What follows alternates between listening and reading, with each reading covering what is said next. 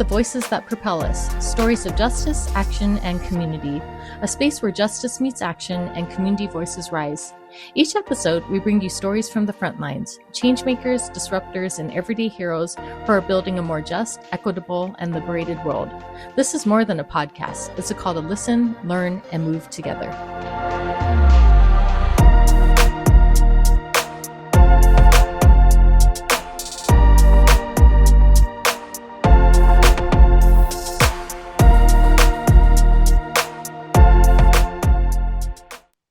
You're just listening to music from the incredibly talented Stephen Kong. You can find him on Spotify and Bandcamp. Today we have with us Kathleen Rice. With 20 years of experience in higher education, community engagement, and the U.S. federal government, Kathleen established a consulting practice in 2004, now called Rooted Change Consulting. She has fully embraced this challenging and fulfilling journey. As a facilitator, coach, educator, and consultant, she guides and supports individuals and groups building a world that makes room for and works for all. Raised in the Midwest of the U.S., she has lived in California, currently Oakland, for almost 30 years. She finds joy in her relationships with family and friends, dancing, and yoga. She particularly loves the long walks she takes with her partner, eating along the way throughout the U.S. and beyond. Hi, Kathleen. I'm so excited and grateful that you're here today. How are you doing today? I'm doing really well, Denise. Looking forward to our conversation and just thank you so much for inviting me. I feel quite honored to get to be a part of this with you. Yeah, no, the feeling's mutual. Thank you so much to saying yes to my vision. I've said this to you before, but you've been so instrumental in my own growth as a young professional, and I use a lot of the same skills that you taught me back then. So I'm excited for you to share more of this journey with us. And yeah, I'm really grateful for you to be here. So thank you for taking the time. Oh, you're so welcome. So I just want to start off because it seems like the work that you do now, you had this kind of seed planted in you, like when you're really young. So you've mentioned that you wrote in your planner as a teenager that you love planning meetings. What was it about gathering people together that lit you up even back then? Yeah, I don't know how much longer after I had done that I discovered that. Like I wrote it in really big letters with exclamation marks. I love meetings. And I just thought, I don't hear that very often. Yeah. Who says that? So I think there was something early on. I was involved in high school. Um, Actually, I think, why I got involved in a lot of things was from a hard place. Mhm. My parents were separating and then going through a divorce, and Yeah. things were pretty hard. And I think I was really looking for community and a place to see what I could do and maybe build my sense of myself. And Mhm. I think I was really looking for adult mentors also. Yeah. And so I found that through like student council in high school and then in college through some organizations. And I think part of what I loved about it both was the just the ready-made community, like Yeah. other people were attracted to that kind of leadership role and to trying to work together to make things happen. And just being able to see what we as young people were able to do. Like I remember one of the first projects was a big canned food drive that I led and just working collaboratively with some other people and seeing this huge response that we got from our community to support our larger community in that drive. I think I was just kind of blown away, like, oh my gosh, we can do this. Like, we Oh, can make something happen. oh, that's wonderful. And even as young as you were you actually like planning the agendas and like leading the meetings as well? Yeah, I think so. Oh. It's hard to remember what the details of what those meetings were like, Mhm. but I know we had meetings because we had to make decisions, we had to make plans, we Yeah. had to organize ourselves and figure out how to make things happen. Yeah, I wish I was like a little bird or something that could go back and sit in on one of those meetings because I would love to see how I ran them Yeah, that's so what they were wonderful. like. Yeah, That's before I really learned cool. any of the tools and skills that I've learned since then. Yeah, no, that's really cool. That's a really good foundation that you built, and thank you for sharing that. So you've lived Welcome. in Oakland for about for almost 30 years after being raised in the Midwest. How have those two environments shaped the your sense of community and justice? Oh, such a good question. Well, so yeah, I was born in Pennsylvania, but when I was 4, we moved to Morton, Illinois, which was a small town. And then we moved to Peoria, Illinois when I was in 6th grade, which was a pretty average sized city. And I would say Morton was a very a very predominantly white town. Hmm. There was some racial diversity, but I didn't even know about it while I was there. I found out that there was some racial diversity long Okay. after I lived there. In fact, I found out long after that my dad was actually involved with a multiracial committee. I Hmm. don't know what they did, but I was pleasantly surprised to hear that he was somehow involved in trying to make the town a more welcoming place for everybody. Wow. Um, and then when I moved to Peoria, it was a much more diverse town. It was at least biracial with a large population of white people, a large population of African Hmm. American people, but it was deeply segregated. And my life and much of my experience was very white and very segregated. And then I went to college about an hour away, and it was pretty much the same. Very white experience. I added up from all my teachers in school and in college and then in grad school. I think I had like 90 white teachers and like 6 teachers of color. It was Wow. stark, the Wow. huge disparity. Um, and so I would say that I'm not totally sure where, as a young person, I learned my sense of justice. I think young people come into the world with a sense of justice and what Hmm. they feel like is really clear about being what's right and what's wrong.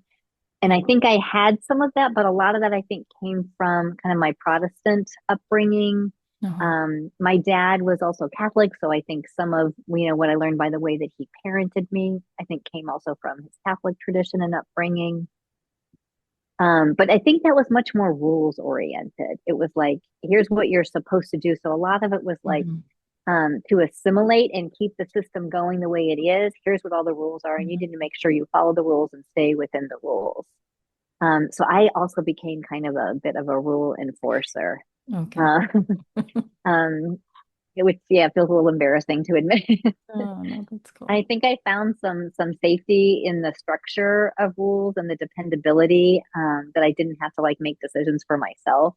Hmm. And then, but then it was when I went to grad school at Indiana University that my world kind of got blown open. It was where I developed a much more diverse group of friends. The Hmm. program that I was in around college student development really was educating us around understanding diversity and power and how it operates. And it all started. A friend of mine, my dear friend Suzanne Mintz, took me and some friends. We went to hear Fritz Mondale speak. It was when Hmm. Mondale Ferraro were running for president and vice president back in the early 80s, mid 80s at that point.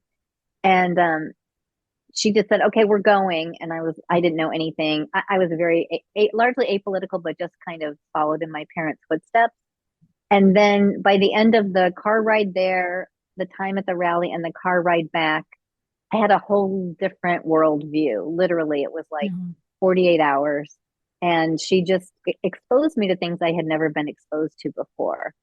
And so I think that's where a big transition point happened that really opened up a lot of different ways of seeing the world. And then I actually then lived in Vermont and then Minnesota Hmm. and then Maryland and then came to California. So I feel like that trajectory just kind of continued in each place that I lived. And I moved to more and more diverse locations and got more and more excited by that diversity and interested in it. And certainly coming to Oakland, California, one of the most diverse cities in the country, Right. um, was a great culminating experience.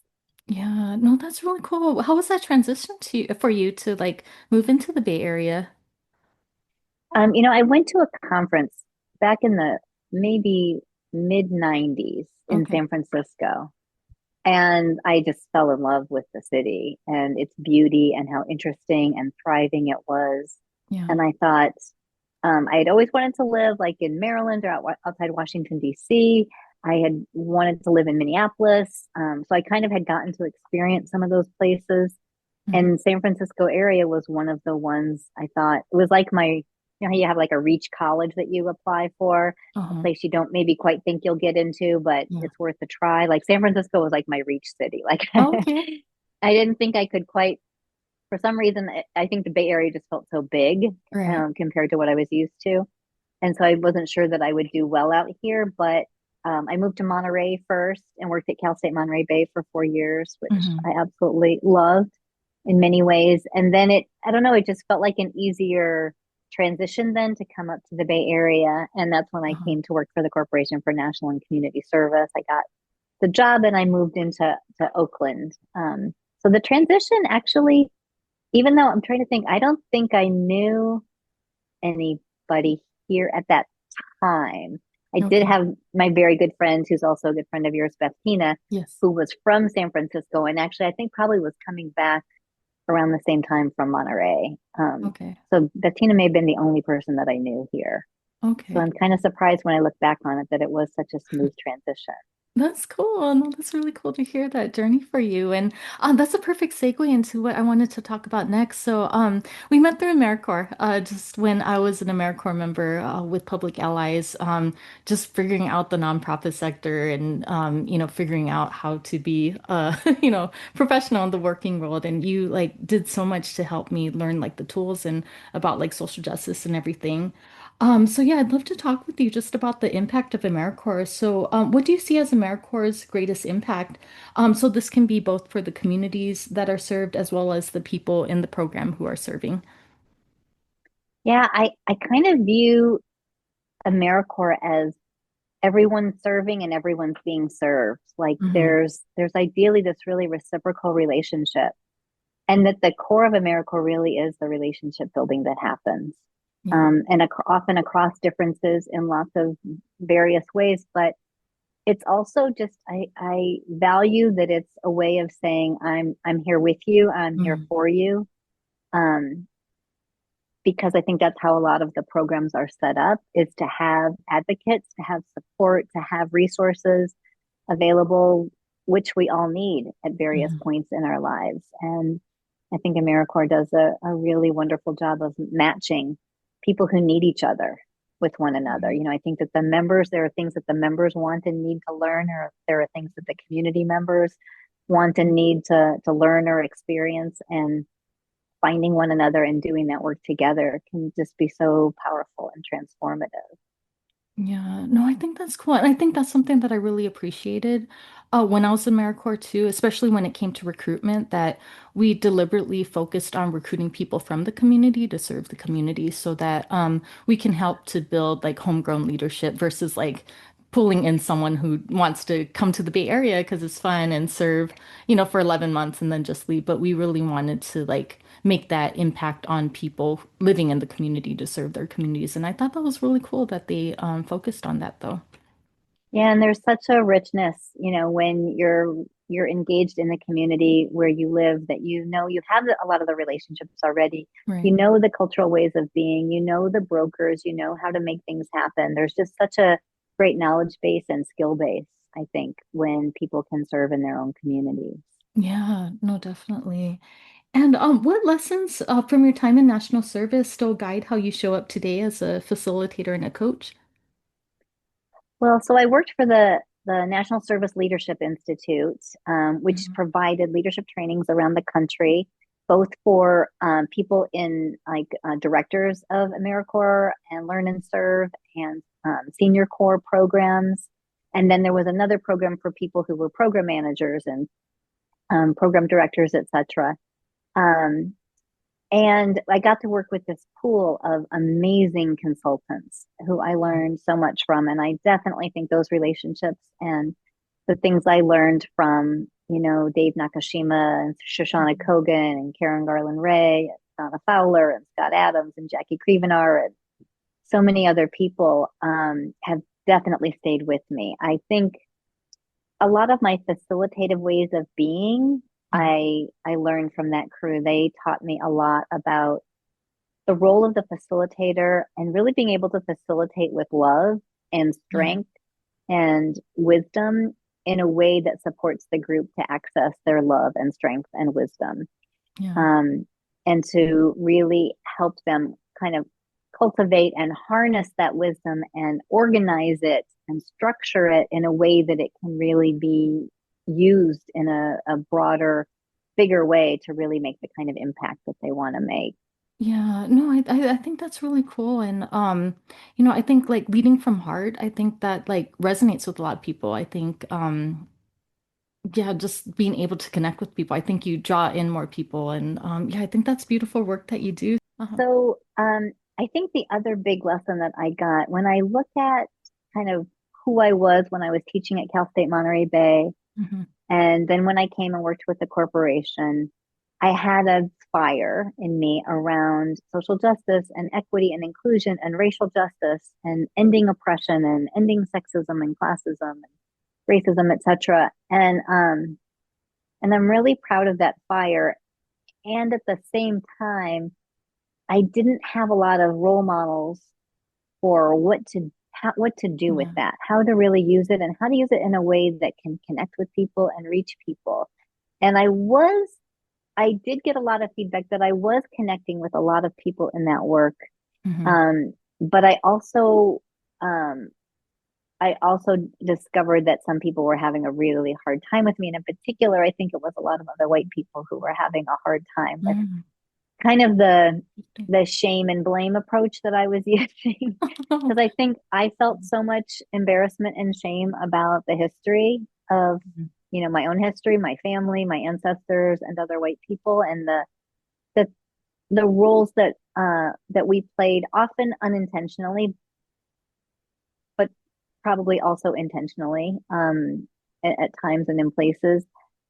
Um, and so I felt like I needed to make other white people feel as bad as I felt, or as Mhm. ashamed as I felt, and that um, I had these kind of edges that were kind of sharp edges. And I think that was also something that, working at the Corporation for National Service, working with some of those facilitators, and also that's when I joined the Untraining, which is a organization that supports people doing racial justice work in affinity Mhm. spaces. And have been still involved for about 23 years with the group of Unlearning White Liberal Racism portion of the Mhm. organization. And I think that's also where um, I got a lot of support for really looking at that shame and blame approach, and like where that was coming from, Mhm. and how that really wasn't serving me either.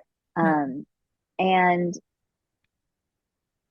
and part of it, I think, was I had this desire to like separate myself from other white people, like I'm one of the good ones, and You- not really recognizing like the system that's at play. Yeah. And there's really no such thing as the good ones and the bad ones. Like, we've all been hurt by it. Mhm. And how do I do the healing work that I need to do so that I can recognize when I am keeping the system going? Yeah. And in one of the ways was in particular by wanting other white people to feel bad about themselves. Um, and so I feel like that was a really pivotal time for me, I think, to start to learn some other tools and other practices Mhm. for more authentically engaging myself and others in this work, and recognizing um, that racism really is a hurt, that it's Yeah. not something that anyone necessarily chooses to take on, but it's a way that we've all been hurt, and we sometimes feel limited in how we can cope with or deal with the realities around it.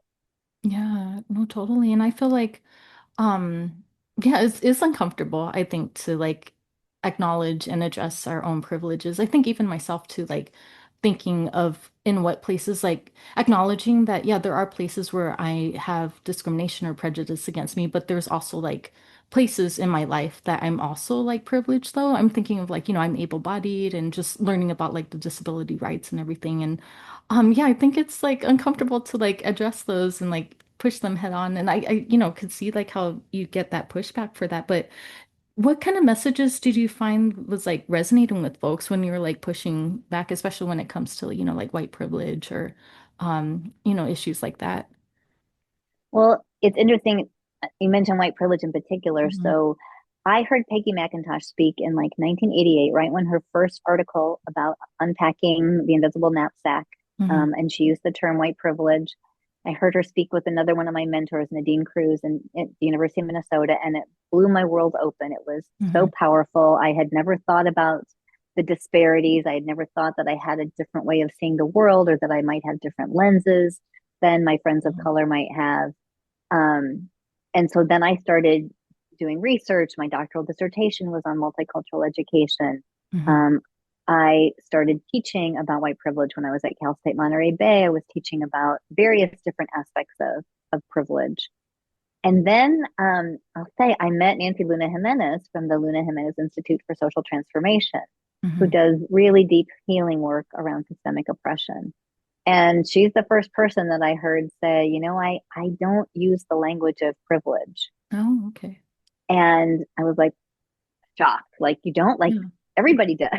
Everybody in the movement anyway does. Yeah.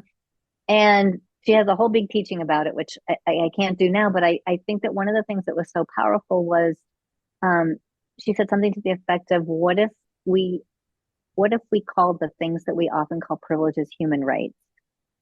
Okay. Because a lot of the things that we call privileges are actually human rights that everyone should have access to. And when we call them privileges, it Mm. sets up this dynamic of I have something good and you should want it.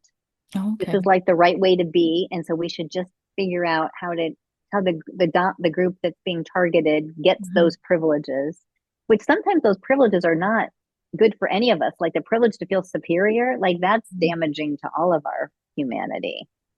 Um, so she just really kind of shook up my view around that, and I feel Yeah. like that has given me a lot of space Yeah. both to still own the point that you're making that I think is so important is like where are those places where I have been socialized into being in a dominant role Hmm. or a non-target role is another word that we use. I learned from Nancy and Lillian Roybal Rose. Okay. Or where are the places where I'm in the targeted role? Mm. And I, and that many of us, perhaps all of us at one time or another are in both. Mhm. And I think that that is an important entry point Yeah. for all of us. And that because I was so focused on race, I think, for example, working class white people didn't feel that their struggles around class got Mhm. acknowledged, Oh, that we okay. were only looking at race. And so I Right. think, like what you were bringing up, which is so important, that acknowledgement that we are many things Hmm. and that oppression sets us all up to be in the Yeah. target role and the non target role at different points in our life. And when we're in the non target role, it conditions us to be clueless, to be pretty Hmm. oblivious to what's actually happening for the target group. And that's not our fault. We didn't ask for it, but it sets us up. So, how do we actively, intentionally pursue learning so Hmm. that we can better understand how the way I walk in the world is different than the way that somebody who's, when I'm in a place of Hmm. dominance, it's different when somebody's in a place of being targeted. Similarly, like for someone who identifies as a man, Hmm. around sexism walks in the world differently than I do as someone who identifies as a woman. Right. No, and I think that's what I really learned actually through like Public Allies and AmeriCorps that it is a privilege to not have to think about things. So if you don't even think that you have the privilege, it's like that in itself is like a privilege. And also thank you so much for sharing that because I feel like it's also challenging my belief and like using language because it just made me realize that, language is so powerful to us. Like it might just be words, but privilege versus human rights. I think that's like just a really powerful message to like what words we use has impacts on people as well. So thank you so much for sharing that. Yeah, and then the other level of the ways that things that might feel like privileges. So even like let's what if we did think about like is not thinking about something, is that really Hmm. benefiting me? Not being aware of something, is that really a privilege? Or is that Hmm. actually a hurt that makes me Right. clueless and Yeah. oblivious? Yeah. But I think that yeah, that we've been acculturated, and I think the distinction is important, and I think we're still trying to figure out, yeah, how does our language help us, and how does our Hmm. language maybe sometimes keep us stuck? And I think that was some Yeah. of what was keeping me stuck. Okay. No, I love that too. And I feel like that reminds me of something that happened, I think, when I was, really young. And I think I made a comment like, oh, I don't mean to be racist, but, like, kind of like, just jokingly, but it was to another person of color. And someone called me out. They're like, no, actually, as a person of color, you can't be racist towards someone.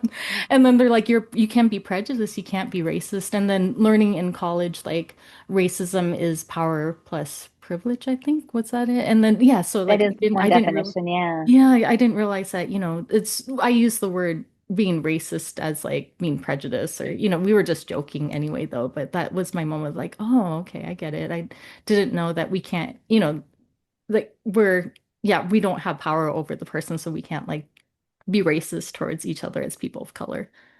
Yeah, yeah. I think that, and I think the power plus prejudice really gets at that, um, I think that there's so many people who still use the definition of, oh yeah, well, racism is just Hmm. like hating someone, or Uh-huh. racism is just prejudice, and anybody can be prejudiced or hate someone else, or Mhm. I can't be reinforcing racism Uh-huh. unless I hate somebody. Right. And I think what I think a lot of educators have been helping us see is that I, Beverly Daniel Tatum talks about the moving sidewalk, Hmm. that when you're in the non-target group or the dominant group, you actually don't even have to do anything to keep racism going because Hmm. we're Yeah. on the moving sidewalk in the airport and the motion is already supporting our movement. Right. And that even if I'm not walking, I'm still moving forward. Uh-huh. But if I am intentional and turn myself around and I have to walk against the current Hmm. to try to do anything differently, that takes a lot of intention, it takes energy, and it takes thoughtfulness.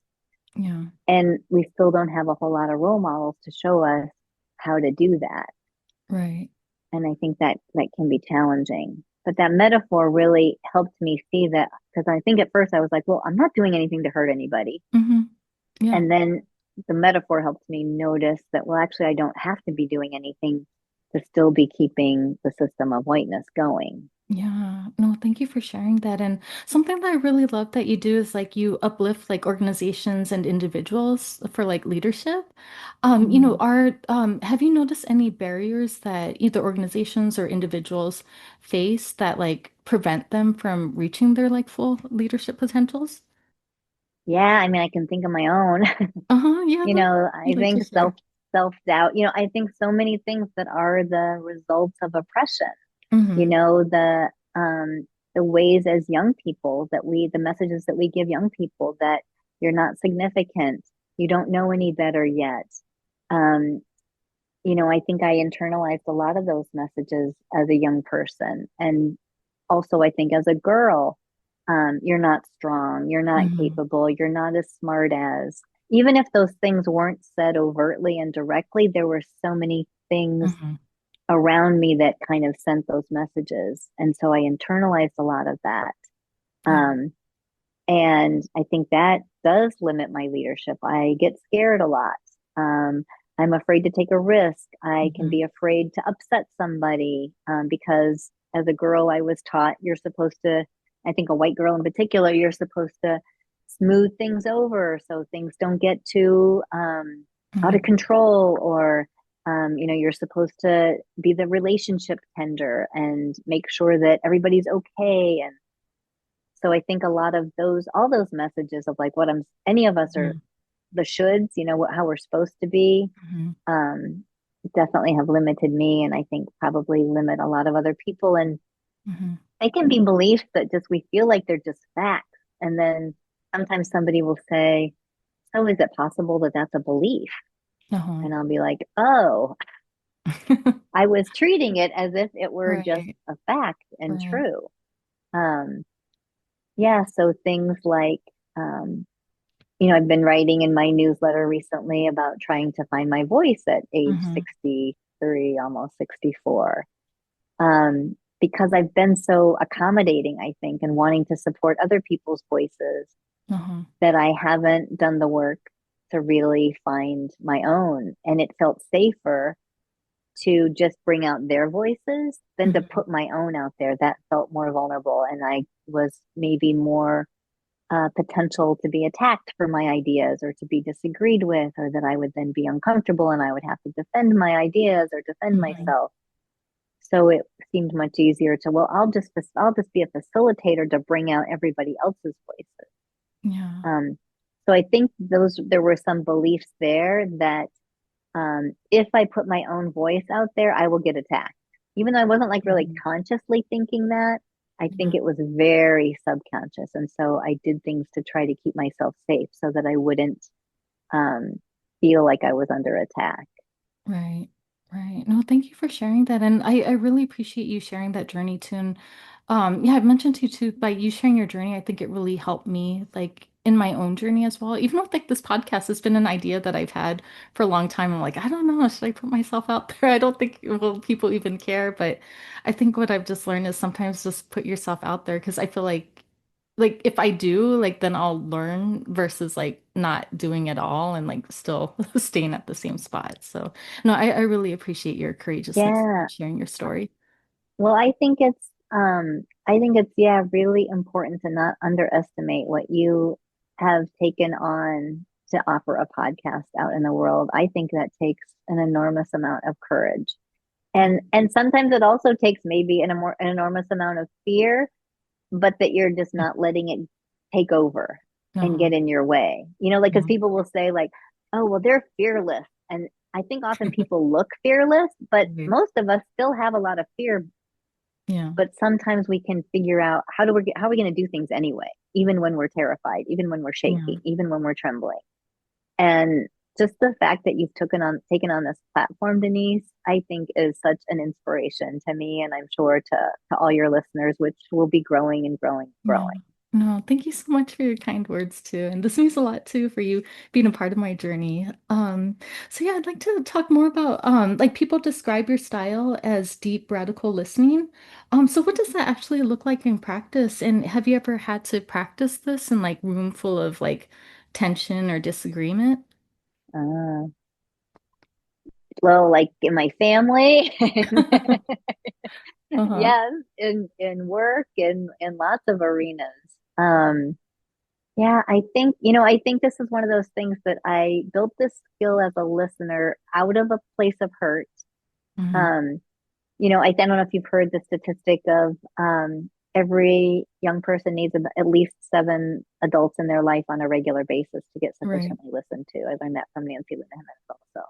Uh-huh. Um, and so, and in the US, we are just not set up to support parents to have another five or six adults around consistently Hmm. around their child. So there's an awful lot on parents to be those seven people, and Yeah. they just can't do it all. And my mom and dad um, had four kids, and my mom, was a very traditional family, and that my dad was out working and he worked quite a bit, and my mom was then the primary, raiser of the children, and that's a lot, to be raising Hmm. four children.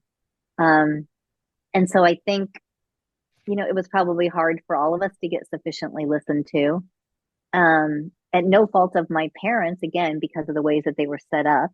Hmm. And there's some language around adult oppression that talks about this.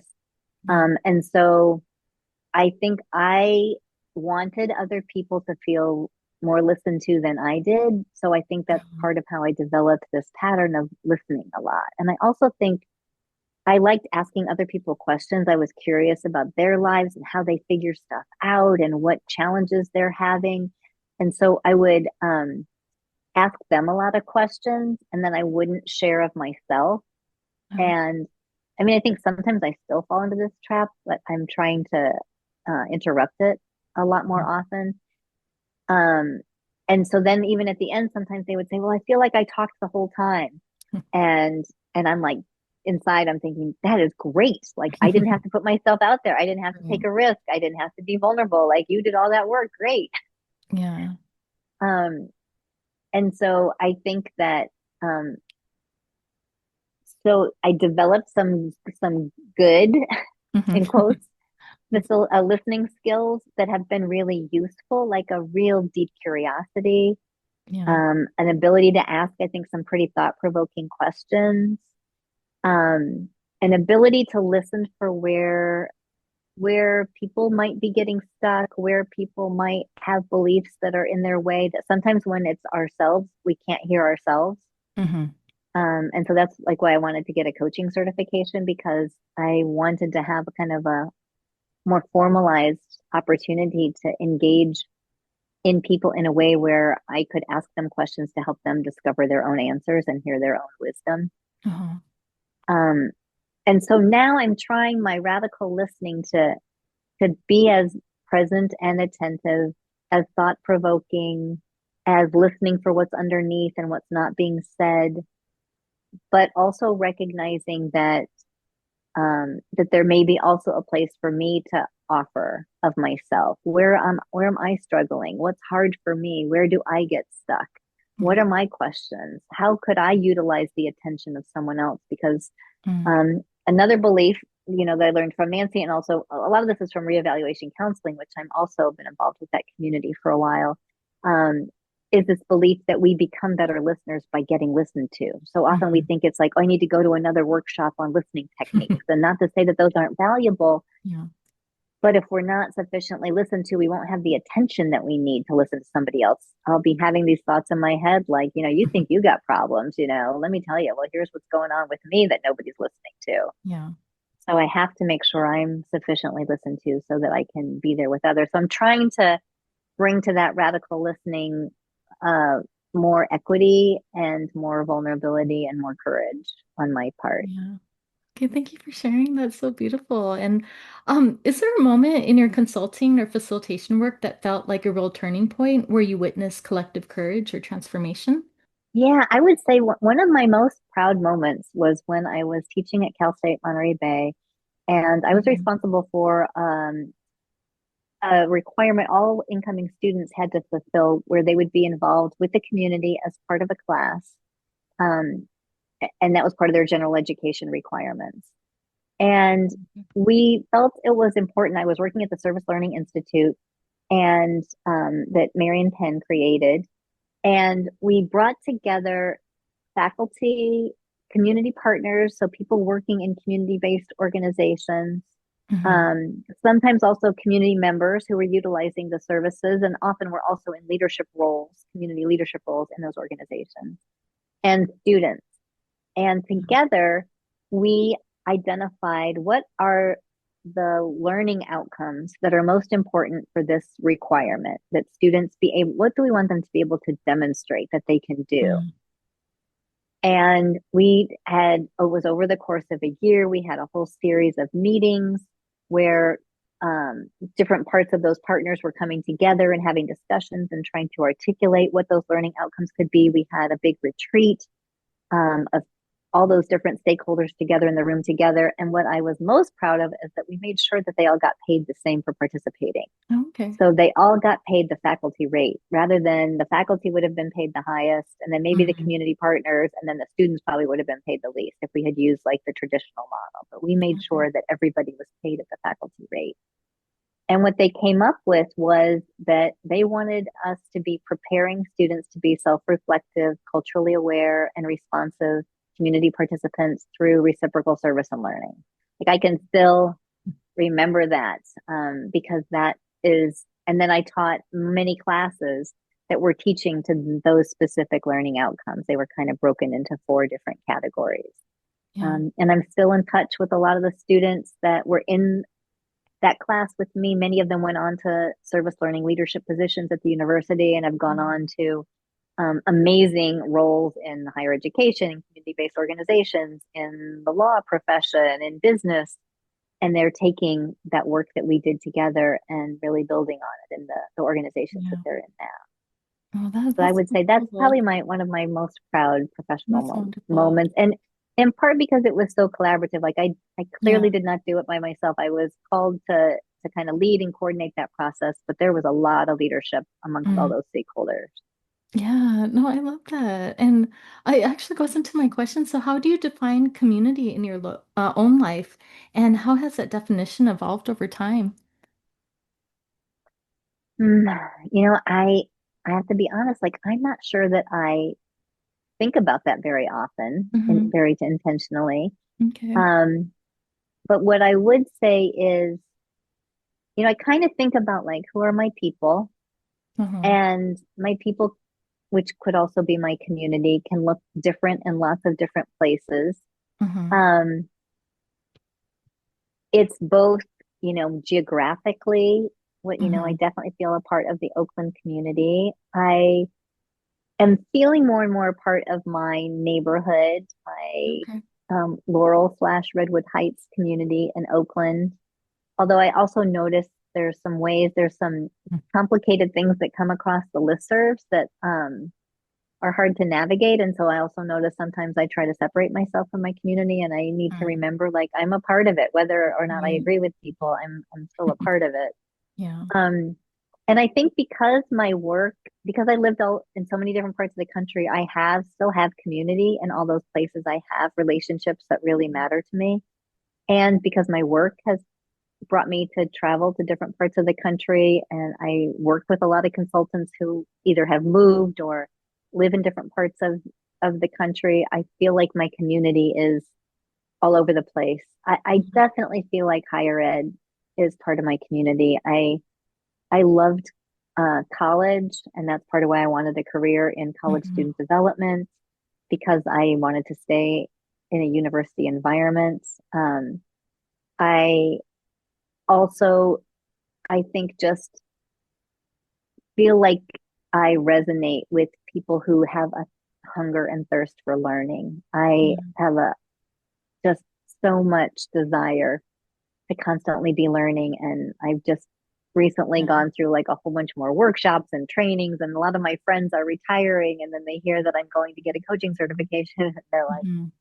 what are you doing that for? You're supposed to be winding down. And I feel like I'm just kind of winding up and just beginning Right. to hit my stride. So I would definitely say even though I haven't been working in a college campus since the year 2000, that Yeah. I definitely still feel like higher ed environments are still part of my community. That's wonderful. No, I love that.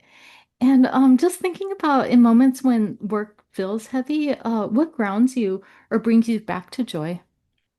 Hmm. I would say my connections with people. I mean, Mm. yesterday morning, I was having a really grumpy morning. Some things came across my desk I needed to take care of that were going to take time that I hadn't planned that I was going to need to take. And Yeah. um, I have listening sessions sometimes, and in these listening sessions, like this is where I get to have like all my feelings and the exchange time, and the other person gets listened to. And Hmm. I have a really hard time accessing my anger, and this is one of the few places that I let myself feel angry sometimes. Yeah. So I was in a listening session yesterday and I was just like pounding on the bed and just Oh, talking, saying how angry I was. And I pounded yeah. on my glasses and I broke them. Oh no. So I was just, it was one thing after another, just having a Yeah. rough morning. And then I had a meeting, with Bethina Woodridge and Michelle Slade. And it's Hmm. like, it just being with the people who hold my goodness, even when I can't hold my goodness. Yeah. Um, I would say is one of the things that brings me so much joy and peace and calmness. And that is such a gift. And I have a lot of people like that in my life Yeah. who hold my goodness even when I can't. And just people who are just funny and make me laugh and Yeah. help me find the humor in, you know, getting so mad that I broke my own glasses and Oh. things like that. No, that's so beautiful. And I hope you realize you do the same for other people. I'll speak for myself. It's just like holding that, like I feel like, for me, that's what makes me feel that kind of like, like connection with you is like because I feel like you're so giving, like I'll speak for myself, like you're so giving to me, it makes me want to, give back to you too. And yeah, it's wonderful that, you have people who could help you in your life, like hold that goodness like you're talking about. That's really beautiful. Yeah, I'm very grateful to all of them. It's Yeah. a full-time job they have. No, it's because we And all my have a big partner, hand. Yeah. yeah, I want to say my partner too, Richard. Yeah. Yeah, well, I told him last night something that he does for me that I don't know that I do for him. Oh. Um, is that when I get anxious, I get like in a spin. I've got too much going on. I have to move fast to get everything done, or things aren't Mhm. going the way I think they should be going. Yeah. He doesn't get caught up in the maelstrom. Mm. Like he still can stay grounded and just kind of like watching me have this. And he doesn't ignore me. But he also doesn't get embroiled in it. So he's able to just be there and often, yeah, help me laugh or just listen to me and he'll just kind of let me go. Like he won't tell me to stop. He won't say, oh, everything will be fine, don't worry about it. Like Hmm. he doesn't try to squelch the feelings, Yeah. but at the same time, he also doesn't like fuel the feelings. And he also doesn't let his ego get in the way of like, I'm having a moment here. He's not like, well, wait a minute. Like maybe I'm having a moment too. And what about Mm. me? Like he's able to be there with me for a bit and um which I think then helps me shift out of it so that then yes, reciprocally then I can be there for him too. Yeah, no, that's really wonderful. Um, so what kind of wisdom or advice would you share with someone who's just starting out in community engagement work today? Oh my gosh, I feel like well it's interesting. I think I'm having some internalized ageism right Hmm. now, feeling like um the world is so different now Yeah. than it has been for me. I'm not sure I would have advice. I Hmm. think I would more like just like to sit alongside them And that's and beautiful.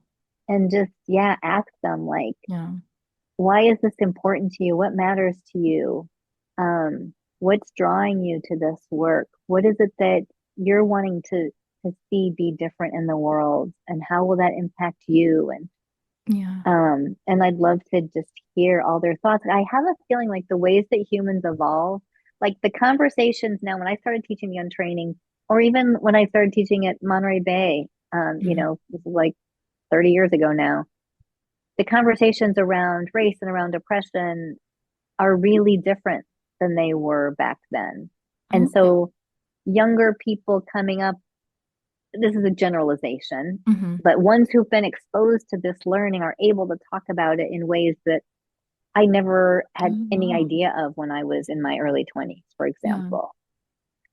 So I think that as the conversations have evolved and more people have had the Hmm. opportunity to engage in them, they're in a different place than I was back then. So I think a lot of what I Yeah. would want to do is just be able to be curious and learn more about their perspective and I think maybe if anything, because of the coaching program, Hmm.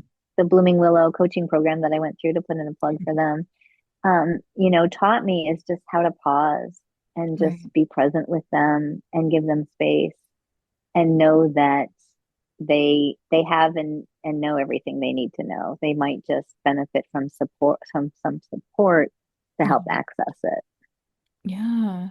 No, I didn't even think about that because same with me too. Like as you brought that up, I'm curious also to see like how they teach. So I studied ethnic studies, specifically like Asian American Mm, studies when I was in college and sociology and that yeah, it was like almost 20 years ago. So I'm also curious like how things are being taught now too. And mm, yeah, one thing that I have noticed too, just about like as time has gone by, I felt like when I was learning it, I felt so empowered, like using these languages and stuff and how to describe my experience. It felt as I was getting older, it felt like, especially those on the right, I felt like they start using that language against us, or, like something like critical race theory, or, thinking about history in a different way seemed to be more like negative, and then they start using a word like, oh, you're too woke or that.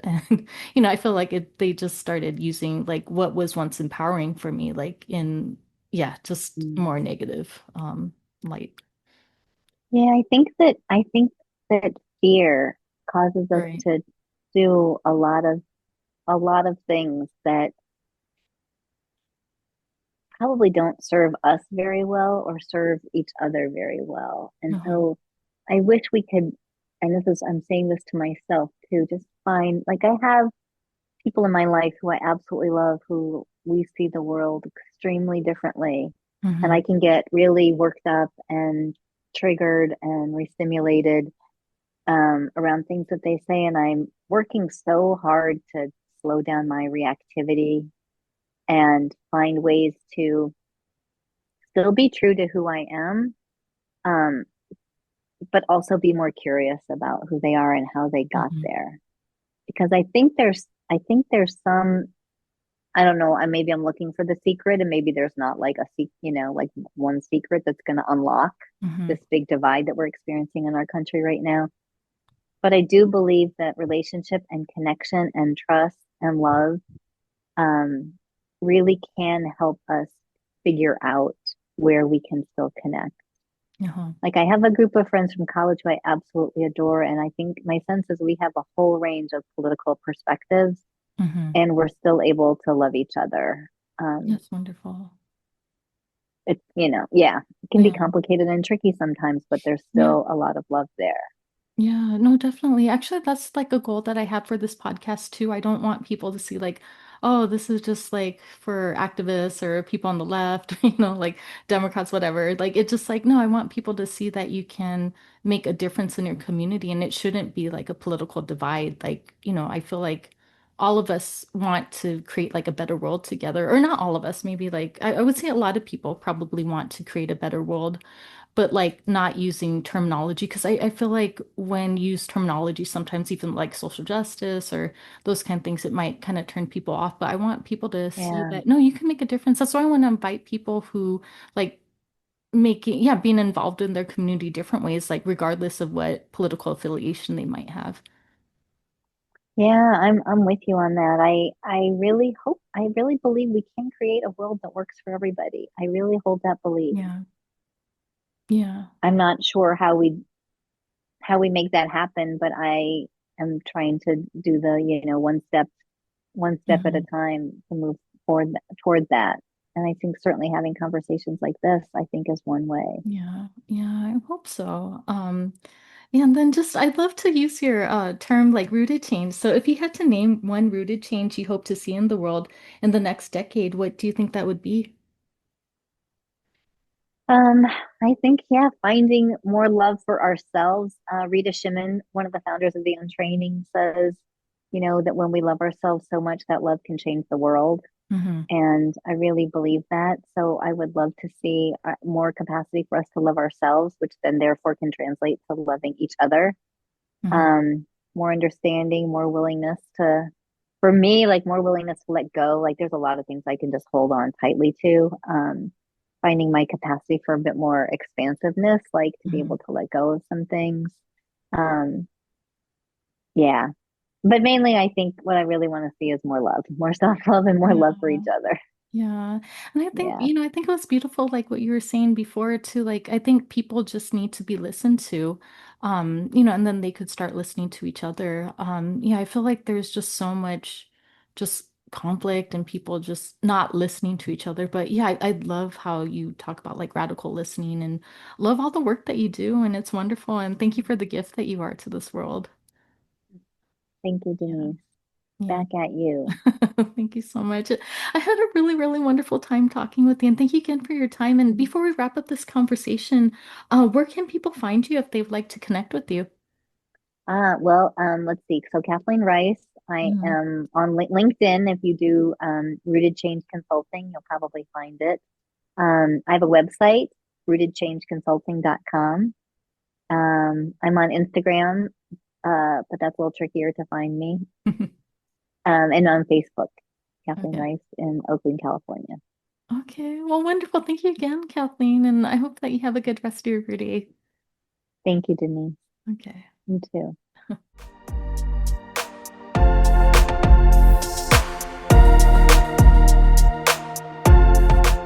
Thank you for being here and tuning in to Voices That Propel Us, stories of justice, action, and community. Your presence in this movement matters.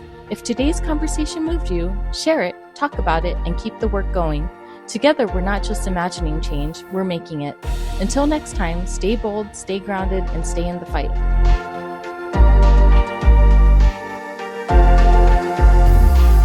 Every time I feel so mad and sad and bad, I say to myself, relax, lean back, it's a brand new day.